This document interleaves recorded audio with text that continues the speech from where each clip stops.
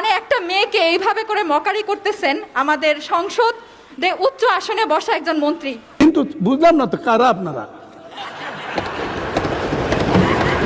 ভিতরে কে? আপনারা এদিকে দেখতে পারেন, আমরা এদিকে দেখলে কি আছে এটা বুঝবো না, এটা ঠিক না তো। মাননীয় সদস্য প্লিজ পার্সোনাল ফ্রিডম নিয়ে কথা বলা উচিত না। ঠিক না। আপনারা মাননীয় সদস্য আপনারা বসেন।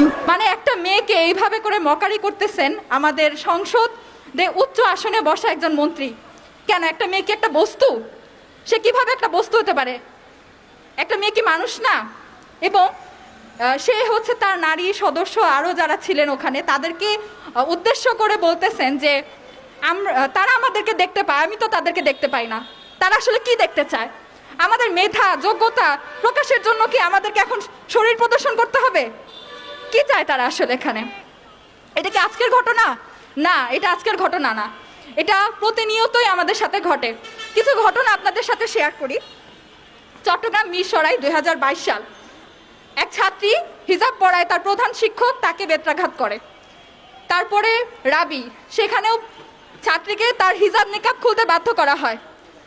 কিছুদিন আগে 2025 সালে ঢাবি শিক্ষার্থী পরীক্ষা দিতে গেলে তাকে শুধুমাত্র হিজাব নিকাব করায় তাকে জোর করা হয়। এবং আরও একটি জরিপের বিষয় বলি, অধিকার সচেতন শিক্ষার্থী সমাজের একটা জরিপ। তারা হচ্ছে 24-এর পরে এই জরিপটা করেছিল এরকম যে যেসব শিক্ষক হিজাব বিরোধী তাদের একটি তালিকা প্রকাশ করেন। এখানে 100 জনের তালিকা প্রকাশ হয় এবং তার মধ্যে সর্বোচ্চ বিদ্যাপীঠ ঢাবির 24 জনের নাম ছিল। কিন্তু আপনারা কি মনে করেন এই সংখ্যাটা 100? মোটেই না। আমি বলবো এই সংখ্যাটা হাজারেরও বেশি।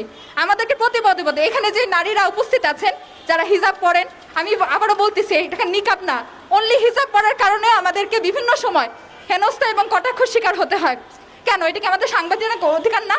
আমাদের বোনরা তো একটু আগে উল্লেখ করে গেল যে অনুচ্ছেদের 41 নম্বর আয়াতে প্রত্যেকের অধিকার আছে যে সে তার ধর্ম পালন করবে এবং ধর্ম প্রচারও করতে পারবে। কিন্তু কেন প্রত্যেকবার একটা মেয়েকে তার পোশাকের জন্য হচ্ছে বিভিন্ন সময় হেনস্থা করা হবে? শুধু যে হিজাবি মেয়েদেরকে হেনস্থা করা হয় এরকম না। কেন নারী হিসেবে পোশাক আমাদের জন্য কারো হচ্ছে মানদণ্ড যে তারা ঠিক করে দিবে তারপরে সেটা আমরা পরবো? কেন? এই লক্ষ্যে আমরা চাই আমাদের মুসলিম সংখ্যাগরিষ্ঠ সমাজে আমাদের বোনেরা তাদের পোশাক সে হিজাব পড়ুক আর নন হিজাবি পড়ুক, এই অধিকার নিশ্চিত হোক।